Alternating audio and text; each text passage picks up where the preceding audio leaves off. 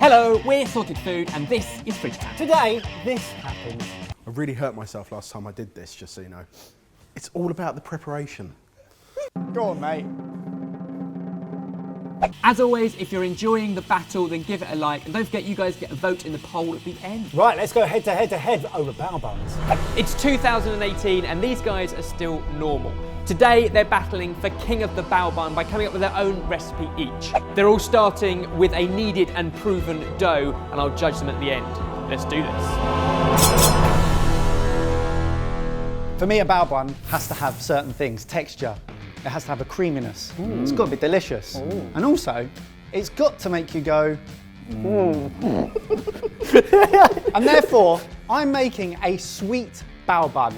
Inspired by Korean fried chicken, but it's not fried chicken, it's fried pineapple. And it's got sour cherry, it's got creme anglaise, and it's absolutely phenomenal. And it starts by souring the cherries with lemon, limoncello, some cinnamon, and some honey.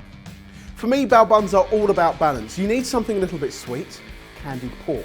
You need something with a little bit of a tang, sweet corn salsa. And you also need something with a little bit of heat, Tabasco mayo. It suits you, doesn't it, really, as a flavour combination, because like, the bun itself has got a pack full of flavour. It's like a whack in the face, but also it's very well balanced. And for a man like Who's yourself, very well balanced. You are very well balanced. Exactly, yeah. Have you seen him do a cartwheel? I want to see him do a cartwheel. It's phenomenal. Go on, mate. Nice. Delicate. Very good. Let's get some pork on the go. My aim with the Bao Buns was firstly to shock with some charcoal Bao Buns. Then to counteract that really dark and rich bun, I'm going for fresh, vibrant flavours, really herby, with some beautiful seared tuna on top. Now I'm going to stuff my Bao Buns pretty quickly, but before I do that, let's focus on some pickled cucumber. Simply de-seed this, chop it finely, and then soak that in salt for about half an hour. Whilst that's on, I'm going to get my vinegar on the go at the same time. Eat it. Eat it. Go on, eat it. So, we've got pale ale, honey, soy sauce, barbecue sauce, star anise, and orange juice going into a pan with pork belly, and it's going to cook at a really low temperature for 2.5 to 3 hours. It's going to it's a technical term. It's Okay, so this is a pre-made creme anglaise. In order to bring everything together in time and make it taste delicious, I thought I'd buy this, but then make all the rest of the stuff. So, I take the creme anglaise that I've made, add some cherry brandy and some star anise, and then simmer that, bring it up to a boil, bring it back down, leave it for 10 minutes. Now it's important to point out that this charcoal isn't straight from the chimney, it has been activated. What does that mean, Barry? Our charcoal powder has no flavour, odour or aftertaste, so this is purely for aesthetics. Oh, it's Barry Taylor, isn't it? This is so Barry. I'm going to. And do you want to see how black this makes the dough? Oh, wow. that is appetising. It's like tar, isn't it? It's important to point out that before I potentially ruined this dough, it was perfect the way it was, which is a lovely dough recipe, which is the same one we're all using. You can get the recipe down below. On to my sweet corn salsa, which starts with burning some sweet corn.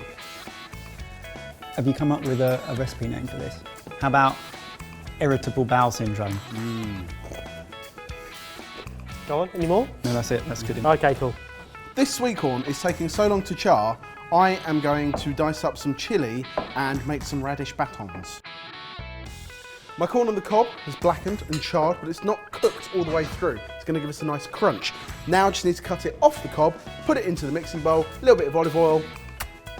It's pineapple time. Got to cut this into little thumb-sized squares.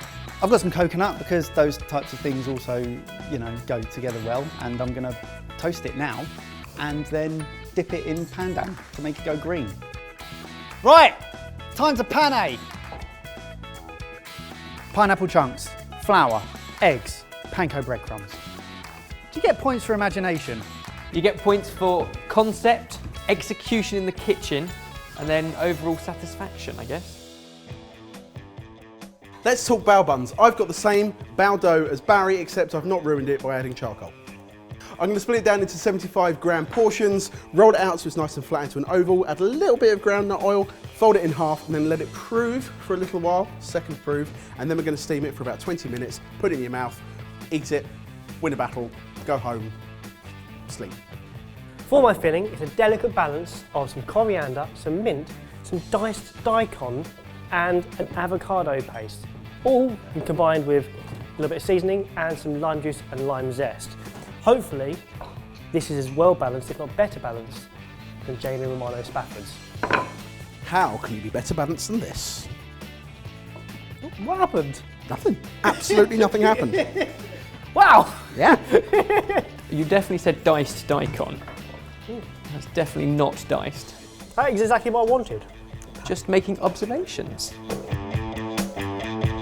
Now, let's talk bao buns. This is what James showed me. Izzy wizzy, let's get busy. Now, This better be good. no misdirection. That's a different ball. That's a different ball. Where'd you put the other ball? Where is it? Where'd you put the other ball? I've only got one down there. It's a good point to mention in this now that this has been enriched with coconut milk also as milk for extra coconutty flavour. After 2.5 to 3 hours, the pork has come out. All I need to do now, take the pork out, we're going to chop it up roughly. We're going to put the saucepan on the hob to reduce the sauce. Then I'm going to fry off the pork, get it all nice and crispy, and then glaze it with the reduced sauce. This bit is a major bit for my recipe. I need my tuna to be perfectly pink inside, beautifully seared on the out. Now to do that, I'm going with fridge cold tuna and a searingly hot pan and like seconds on both sides.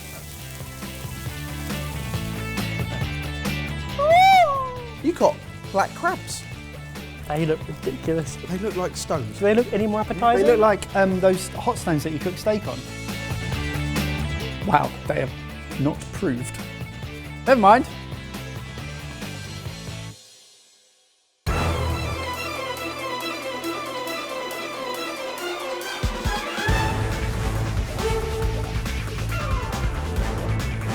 I thought I'd finished, but I'd forgotten the thing where I started, the pickled cucumber. It's all about balance.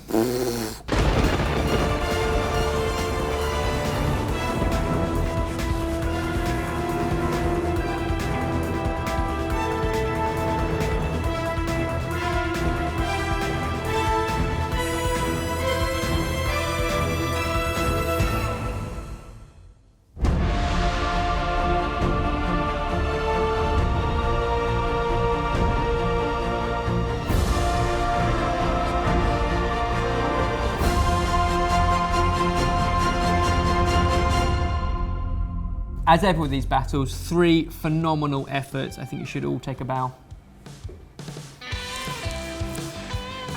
Good soft bow, I mean, it's in a good way. It's chewy pork. and yet you get the kind of pop and sweetness of the charred corn. What I like about that is that the barbecue sticky juices go into the bao bun. That is so nice. That is a damn good bao bun. Remember, we're judging a bao battle. It is the Big softest, fluffiest of the 3. How can you I know compare? that, I know that. I'm glad you've got the cucumber there, because you need that kind of sweet pickle vinegar. Fresh, isn't it? Light, isn't it? Well executed, it looks inviting. If I saw it on the menu, I'd want to try it, and now that I've tried it, I would want to try it again. And then when it comes to dessert bao, I like it when we push the brief, providing it delivers, and it's not just sweet for the sake of being different, so we'll see. This one has more texture. Here you've got the crisp, fried pineapple. That is great with a very soft bun. I'm not tasting pandam, it's a shame, I like it, but it can't taste it, but it is there to give a fleck of colour. Okay, I need to pick a winner. It's really difficult. I would say third, second, first. Yes! God. But I only get one say. You guys get to vote on the poll on YouTube too, so go and give it a vote, and then we'll get percentages, and then we can actually look exactly who's the most popular. Oh, I love numbers. Don't get all sulky. It was a very tasty bao bun. It was a very close third. I just thought the charcoal was really interesting, and Jamie's flavour combos absolutely nailed it today. Still third though. It has got us thinking though about all of the wonderful things all over the world that we would still love to try. Things that are on our bucket list. If you've got some great ideas for what should be on your bucket list, you can also comment down below. And we will be there in the comments, a lot more excited than Mike, reading them all. So do please comment down below. Join us next week and we'll try and put a smile on its face.